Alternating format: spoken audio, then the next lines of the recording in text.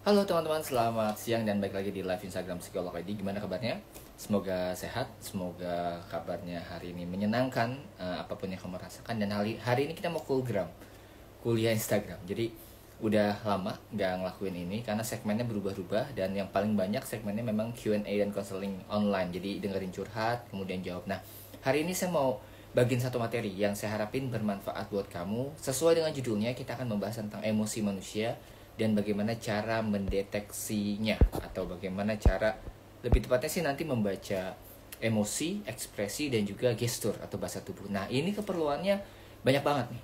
Untuk kamu yang orang tua, bisa untuk anak. Untuk kamu yang guru, ada nggak sini yang guru? Untuk peserta didik, buat teman-teman yang sales, ya ini bisa juga buat klien atau customer. Nah, itu banyak banget. Jadi bermanfaat. Dan luangkan waktu kamu, saya nggak akan lama-lama kok, cuma sekitar 30 menitan materinya. Dan juga nanti ada sesi tanya jawab. Silahkan teman-teman yang mau tanya seputar materi ini, atau di luar konteks juga nggak apa-apa sih sebenarnya. Selama waktunya masih ada, kita akan tetap jawabin pertanyaan dari kamu. Nah, sebelum mulai, saya cek audio dulu, karena ini lagi nggak pakai headset nih kebetulan. Dan tapi ruangannya sih ketutup, saya rasa sih aman. Jadi silahkan absen seperti biasa. Berapa banyak yang ikut nih, saya pengen tahu dari kota mana. Jadi tulisan aja kota kamu atau negara kamu kalau yang ada di luar Indonesia sekarang. Kemudian udah berapa kali atau seberapa sering ikutan live Instagram Psikolog ID. Serta yang terakhir adalah suaranya gimana teman-teman. Apakah masih oke untuk didengarkan? Oke. Ini ada Teresia, aman kak katanya. Oke, ada Melani dari Magelang. Siapa lagi? Silakan. Mungkin absennya 3 menit aja ya. Setelah itu baru saya masuk ke materinya langsung. Jadi biar nggak terlalu lama. Hamid, so far so good kak. Oke, semoga jaringannya juga aman. Ada Mark ML Jakarta, ada Wike dari Kalsel, halo. Ada Septiana dari Klaten. Melani udah 2 kali ikut. Salam dari Papua Barat, dari Ling. Ada dari Palu. Setiap live ikut dari Listiani. Wah, berarti ini ya, nyalain notifikasi itu penting loh teman-teman. Jadi buat kamu yang cocok sama live Instagram, entah itu konseling online, kita kan kadang-kadang konseling, kita juga bisa materi seperti ini, ataupun live terapi. Kadang-kadang saya suka buat live terapi. Kamu nyalain aja notifikasi biar nggak ketinggalan. Jadi setiap kali ada materi, ada sesi tanya jawab, dan ada live terapi, kamu bisa join ikut. Intinya sih setiap kali materi nggak ada keterpaksaan untuk teman-teman stay dari awal sampai akhir. Kalau ada waktu kosong aja ikut. Dan kalau misalnya nanti ternyata materinya nggak cocok sama kamu, di skip aja teman-teman, nyantai aja kok ya.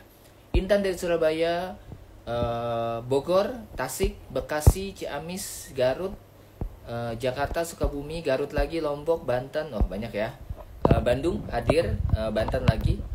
Rokan Hulu, salam kenal juga dari Bogor.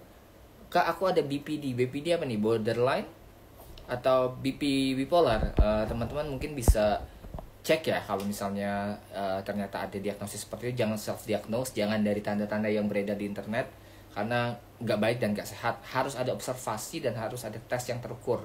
Makanya perlu datang ke psikolog atau psikiater. Itu sih kurang lebih. Oke, terima kasih sudah absen. Dan kita akan mulai materinya hari ini di Coolgram, membaca emosi, ekspresi, dan bahasa tubuh. Dan salah satu tujuannya adalah untuk mendeteksi kebohongan. Nah, materi ini adalah materi yang sudah saya pelajari lumayan lama ya. Jadi sekitar mungkin 8 tahun ke belakang, saya sempat belajar tentang bagaimana emosi kita, kemudian bagaimana kita membentuk sebuah pesan dari bahasa tubuh, jadi gesturnya. Bahkan saya nulis 2 buku yang terkait dengan bahasa tubuh. Ada Micro Expression dan Body Language dalam buku gestur judulnya. Mungkin ada yang pernah baca atau punya. Yang kedua, saya juga nulis buku I Know You. Mungkin nanti kapan-kapan saya spill ya bukunya kalau waktunya sempat. Intinya materi dulu. Teman-teman silahkan mendengarkan.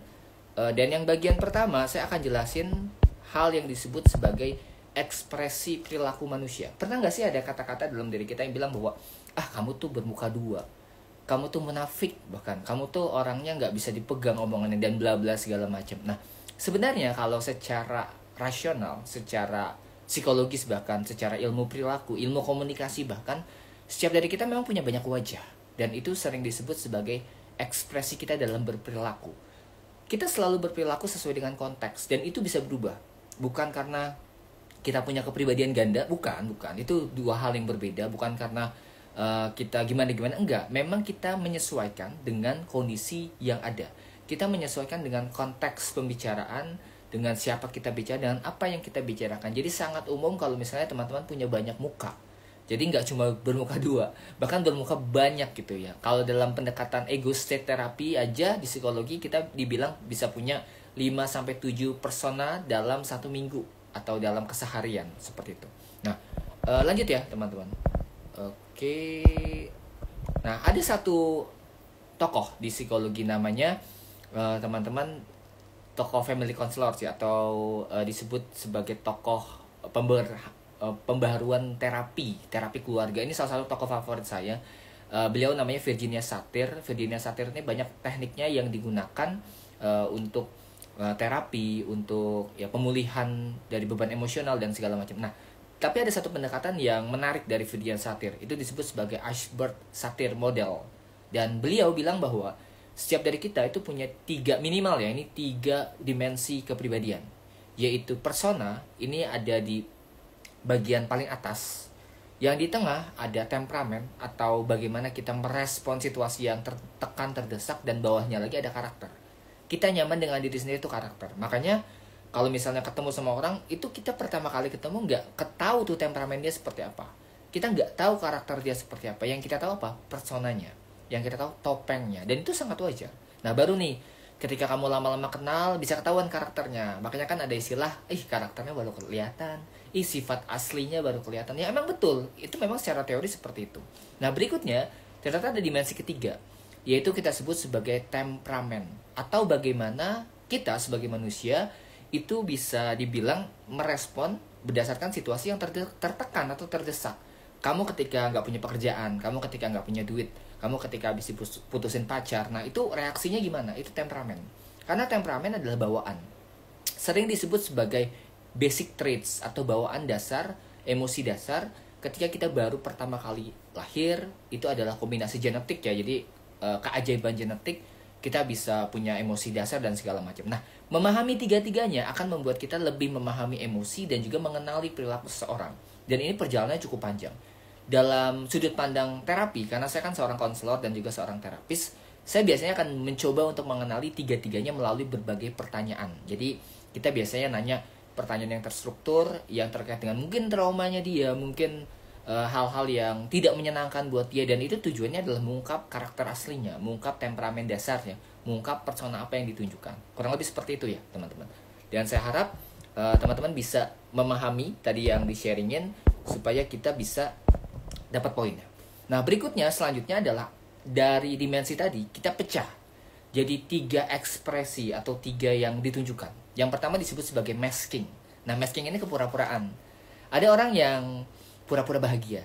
Pernah gak sih? Pernah ya teman-teman. Rata-rata sih pernah. Ada orang juga yang pura-pura sedih biar dikasihanin. Nah itu namanya false expression atau ekspresi yang sebenarnya bertolak belakang dari apa yang kita rasakan.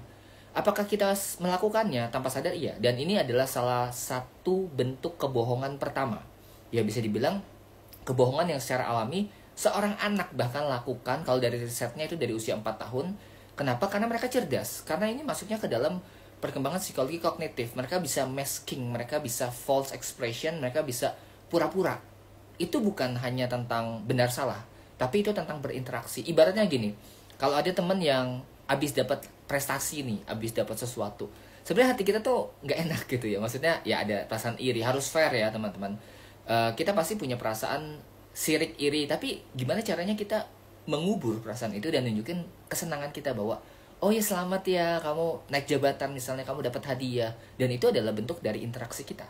Bukan berarti setiap kebohongan itu buruk. Ada yang namanya white lies atau kebohongan putih untuk menjaga perasaan seorang.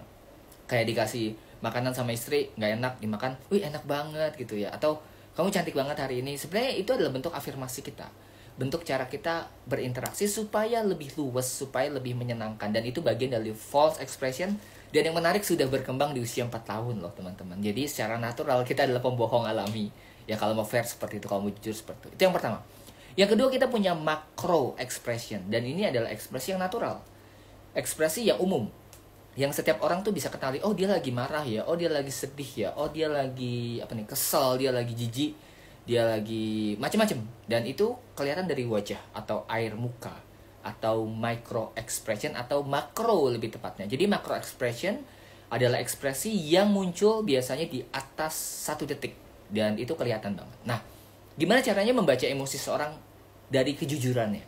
Ya, kita ke yang terakhir, yaitu micro expression. Nah, micro expression ini teorinya di tahun 60-an. Tokohnya namanya Paul Ekman, dan beliau meneliti tentang berbagai kekayaan emosi, bahkan ada rumusnya teman-teman, namanya facial, jadi activating code system. Ya, jadi kita bisa tahu gerakan wajah itu ada angkanya. Bahkan itu dipakai sama AI sekarang, dipakai sama aplikasi-aplikasi untuk ngenalin wajah kita. Ya, face recognition, kemudian face ID, yaitu kan beberapa pakai titik-titik di wajah. Itu juga dipakai di animasi Pixar, Disney, bagaimana bisa buat wajah seseorang tuh benar-benar ototnya tuh bergerak natural. Dan kalau teman-teman pernah nonton film Inside Out, pernah nggak sih? Yang tentang emosi-emosi itu. Nah, itu teorinya sama ternyata. Itu juga dipelajari dalam psikologi, bahwa emosi kita memang seperti itu. Dan kita akan belajar sekarang ya, lebih masuk lebih dalam. Sedikit lagi, saya harap teman-teman masih stay, karena ini materinya mungkin agak berat. Kita belajar tentang Atlas of Emotion, atau bagaimana manusia bisa berekspresi dan beremosi. Dan ini teorinya tadi yang saya bilang ya, Paul Ekman, bukan dari saya. Saya kayaknya nggak sepintar ini untuk membuat teori yang luar biasa bagus gitu ya. Jadi Paul Ekman ini dari penelitian panjangnya beliau bilang bahwa ternyata manusia punya 7 emosi dasar, tapi di sini 6 ya, yang biasanya dikategorikan dalam bentuk warna emosi atau Atlas of Emotion. Ada fear, rasa takut, dan ini adalah emosi dasar. Kemudian ada enjoyment. Enjoyment itu dibagi jadi 2. Ada yang sifatnya contempt atau merendahkan orang lain. Ada yang happiness. Ada juga yang joy. Jadi beda-beda. Senyum pun ada banyak tipenya. Berikutnya ada disgust. Disgust itu jijik. Disgust ini sangat identik dengan bertahan hidup juga, seperti fear, tapi lewat penginderaan penciuman. Teman-teman pernah nggak sih ketemu makanan basi atau misalnya aroma yang nggak menyenangkan, terus mukanya kayak gini nih kayak saya. Nah, itu namanya disgust. Jadi ada lipatan di bagian hidung, kemudian bibir sebelah atasnya tuh naik. Itu namanya disgust, jijik. Dan itu bagian dari emosi perlindungan kita. Ada anger. Jelas semua orang tahu anger tuh marah. Anger adalah emosi yang muncul ketika kita diperlakukan gak baik, gak adil. Dan yang terakhir ada sadness, dan ini adalah emosi dalam, bentuk kekecewaan, bentuk harapan yang tidak terlaksana, kemudian bentuk mungkin kesedihan kita karena satu kejadian tertentu. Dan itu banyak banget, akrab banget di ruang praktek. Tadi ya saya bilang saya adalah seorang konselor dan juga terapis, dan emosi-emosi ini biasanya seringkali berkutat di klien.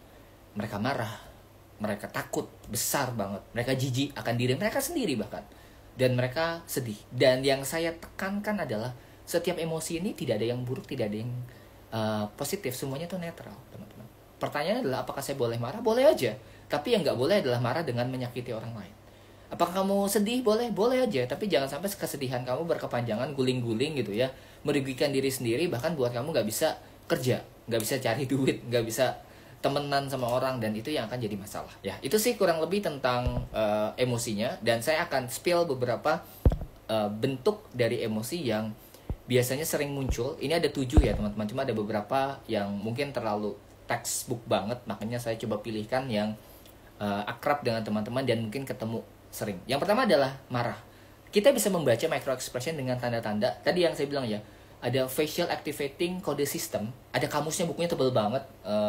Saya juga belajar, dan dalam proses belajar itu rumusnya banyak banget soalnya. Nah, intinya saya nggak akan kodein, tapi saya akan kasih cirinya. Kalau orang marah itu identik dengan 3 titik, yaitu alis, kemudian mata, dan juga bibir. Itu yang umumnya dirasakan sama seseorang, yaitu alisnya menajam, matanya biasanya akan menyempit atau melotot bisa jadi, dan mulutnya akan menahan ucapan seperti itu. Jadi kayak gini, itu adalah anger atau marah. Nah, dan kalau dalam makro expression itu berlangsungnya bisa lama, bisa jadi jutek, jadi kesal bawaannya. Tapi kalau mikro itu adalah emosi yang ditutupin, jadi kayak dia gitu, jadi muncul langsung hilang. Nah, kita bisa belajar loh teman-teman tentang micro expression. Saya pun sudah belajar dan menerapkannya kalau saya dalam ruang terapi. Nah, kalau teman-teman tertarik belajar, saya juga mau share, ini mau spill sedikit. Di Sabtu ini, teman-teman kalau yang mau belajar, ini kelasnya 3 bulan sekali. Dan saya rasa akan menyenangkan kalau misalnya kita bisa gabung dalam sesi ini. Nama sesinya adalah Micro Expression dan Body Language Session. Jadi kelasnya via Zoom 2 jam sama saya, jadi live Zoom. Dan juga akan ada beberapa hal yang diberikan dalam bentuk materi, yaitu audio, materi video, rekamannya juga, dan juga beberapa video tambahan. Dan berikutnya akan ada materi PDF atau modul, plus kamu akan dapat sertifikat untuk ikut serta dalam webinar ini. Nah, berapa banyak teman-teman yang tertarik pengen ikutan? Webinar ini terbatas karena dalam satu room biasanya kita kalau webinar yang seperti ini cuma sekitar 30-40 aja. Dan saat ini kalau nggak salah udah terdaftar 20-an orang. Jadi masih ada 50% seat, jadi masih ada 20 seat lagi. Tinggal, ini hari Kamis ya, Kamis, Jumat, Sabtu, 3 hari lagi. Jadi silahkan daftarkan diri kamu. Berapa banyak teman-teman yang berminat, langsung aja klik link di bio. Jadi gampang ya. Klik link di bio, kamu akan ngisi data, nanti ada nama, ada WhatsApp, ada email, dan kamu akan standby di hari Sabtu. Nanti kita akan satukan di satu grup WhatsApp, dan di situ akan dikasih link Zoom dan juga beberapa materi audio, materi pendukung ya, PDF dan segala macam. Dan kita akan ketemu di hari Sabtu ini. Jadi silahkan kalau misalnya teman-teman berminat untuk belajar lebih jauh tentang ekspresi wajah yang tadi saya jelasin, emosi dasar yang tadi juga saya sudah bahas, dan bahasa tubuh. Jadi mengenali pesan terselubung dan juga cara untuk mendeteksi kebohongan seseorang. Silakan. Kalau yang mau tanya-tanya juga boleh, dan saya sudah akan buka sesi pertanyaan kurang lebih selama 20 menit. Jadi sebelum jam 12 siang, dan setelah ini juga masih ada counseling. Jadi mohon maaf kalau misalnya saya hanya akan online 40 menit kurang lebih, itu sih. Sayang banget Sabtu ini ada kegiatan lain. Wah, sayang banget karena eventnya biasanya 3 bulan sekali, dan kalau kelewat ya nunggu lagi 3 bulan lagi. Tapi tenang, kita biasa ada event-event lain, ada talk show gratis, ada live terapi, ada live Instagram, macam-macam. Jadi pilih yang sesuai sama kebutuhan kamu. Kalau yang ini memang kelas, jadi kelas Zoom, bukan yang seperti biasa talk show atau live terapi. Kalau ini memang belajar, jadi kamu belajar, dan saya harapin yang ikut adalah teman-teman yang memang membutuhkan skill ini, skill komunikasi, skill untuk bisa baca emosi, skill untuk mendeteksi kebohongan bahkan, ataupun skill untuk lebih terkoneksi dengan orang lain. Mi0 kosong, apakah eventnya gratis? Jawabannya tidak. Kalau untuk event yang micro expression ini berbayar, ada tiketnya. Tapi kalau misalnya gratis juga ada, tenang. Jadi buat teman-teman yang mungkin belum mau keluar biaya buat belajar, kita ada talk show yang bahas tentang psikologi dan macam-macam. Kemarin kita sempat bahas tentang mental block, minggu sebelumnya lagi kita sempat bahas tentang insecurity, you're enough. Jadi macam-macam temanya, tapi tungguin ya. Biasanya setiap bulan tuh ada sekali atau 2 kali event yang gratis, dan 1 atau 2 event yang berbayar. Jadi kamu pilih aja, ini bebas teman-teman, nggak ada kewajiban kamu harus ikut yang berbayar, nggak. Tapi memang materinya beda biasanya. Kalau yang free session, kita materinya biasanya lebih ke mental health, tadi ya insecurity, tentang overthinking, macam-macam. Tapi kalau yang kelas, biasanya teman-teman akan belajar yang soft skill, cara membaca karakter, cara membaca ekspresi, cara mempersuasi biasanya. Jadi lebih ke soft skill yang aplikatif, dan untuk dunia profesional juga. Bisa untuk kehidupan sehari-hari, bisa untuk profesional juga. Oke. Kira-kira harga tiketnya berapa? Untuk yang kelas micro expression ini harga tiketnya 95.000. Jadi semua paketnya udah dapat. Teman-teman udah dapat sesi Zoom-nya secara live, udah dapat materi audionya, dapat sertifikat juga, dan gratis mengulang untuk event dengan tema yang sama. Itu kerennya. Jadi kalau misalnya kamu udah ikutan sekali, ada event lagi temanya sama, kamu tinggal reset aja, tinggal ikutan lagi. Dan nanti kalau misalnya kita, kadang-kadang buat offline, kamu akan dapat undangan untuk ikut serta dalam event offline. Tapi ini online ya, jadi bisa diikuti dari berbagai kota, teman-teman dari manapun bisa. Agung, baik, pasti saya ikut. Silahkan, ini ya, bisa klik link di bio. Kamu bisa isi datanya, bisa isi nama, WhatsApp, dan segala macam. Karena event ini ada di 3 bulan sekali, sayang banget kalau dilewatin. Idalin 0196 mau dong. Boleh, silakan cek link di bio untuk ikutan join ke event micro expression dan body language. Dapat recordnya kah? Dapat. Teman-teman akan dapat record, dapat materi audio, plus dapat video-video tambahan, modulnya dan segala macam. Nanti akan ada di sesi ini. Itu sih kurang lebih ya teman-teman. Jadi silakan kalau yang mau ikut serta, kalau yang mau daftar di event micro expression dan body language, ini adalah undangan buat kamu, dan acaranya di hari Sabtu. Oke, ini ada pertanyaan panjang nih. Kalau laki-laki tanya, kenapa kita rentan berkata rinci dan jujur, tapi kita tanya laki-laki, misalnya mereka jawab enggak, terus memaksa terlihat santai tapi enggak jawab, padahal jelas-jelas wah ini kepotong ya. Pertama, kita nggak bisa menyamakan persepsi cara jawab kita dengan orang lain, itu sangat-sangat berbeda. Kita nggak bisa mengharapkan kamu harus jadi seperti saya, kamu harus maksudnya memahami saya, ya itu sulit. Karena kita harus memahami diri kita sendiri, dan memahami juga bahwa perilaku orang itu di luar kontrol. tapi komunikasi itu bisa ada kesepakatan. Jadi kita sepakat untuk apa nih pertanyaannya. Jadi kalau misalnya menyamakan kamu harus seperti saya harus seperti kamu, itu nggak akan ketemu ya. Tapi kita bisa bernegosiasi sebenarnya dengan cara menurunkan ego, menurunkan nada bicara. Seringkali kan yang jadi masalah itu nadanya, cara nyampeinnya, bukan tentang pesannya. XRA 197 lifetime record. Iya betul. Jadi setelah dikasih linknya, kamu bisa download atau bisa saksiin sering, karena biasanya linknya antara YouTube Unlisted atau enggak Drive. Itu tergantung sih, tergantung hostingnya kita pakai apa nanti. Jelas-jelas berbohong, kenapa wanita rentan terlalu cepat jujur? Enggak sih, wanita enggak rentan terlalu cepat jujur. Ini fakta ya teman-teman, bukan asumsi, karena ini dari ruang praktek. Sejujurnya lebih banyak selingkuh yang dilakukan sama perempuan itu yang enggak ketahuan selama bertahun-tahun bahkan puluhan tahun. Tapi kalau laki-laki itu pasti ceroboh. Ada kemungkinan dia tuh ketahuan aja, entah kenapa gitu. Dan itu adalah pengalaman saya di ruang praktek. Jadi yang memang seringkali nutupin perselingkuhan dengan sangat rapi itu adalah perempuan. Mereka nggak ketahuan karena mainnya sama empati dan emosi. Sementara laki-laki karena logis, mereka udah mempersiapkan, tapi ternyata kecolongan juga, ketahuan juga. Jadi wanita nggak rentan terlalu cepat jujur, tidak gitu ya. Itu tergantung pribadi masing-masing. Jadi tidak ada, bisa dibilang tidak ada tolak ukur apakah yang lebih jujur itu wanita atau pria. Kebohongan mereka sama. Ada riset ya, sama ya, dari Paul Ekman. Jumlah kebohongan pria dan wanita itu rata-rata sama, tapi mereka berbohong dengan alasan yang berbeda. Itu aja ya. Link 91, apa penyebab saya sering merasakan emosi yang meluap-luap kepada suami saya bahkan jika hal itu sepele? Karena suami kamu adalah orang yang cukup dekat dan seringkali kita nggak menutupin emosi kita. Ingat ya, tadi di bagian pertama saya sempat jelasin ada persona, ada temperamen, dan juga ada karakter. Nah, karakter kita itu biasanya adalah hal-hal yang interaksi antara persona dan temperamen kita adalah interaksi antara persona dan karakter. Dan seringkali itu bocor keluar kalau misalnya kita ketemu sama orang yang dekat sama kita. Contohnya pasangan, contohnya misalnya orang tua. Seringkali kita tuh nggak ada dalam tanda kutip kepura-puraan, jadi lebih gampang kepancing. Nah, saran saya sih coba manage emosinya, menyadari bahwa ya pasangan kita bahkan adalah orang dekat kita.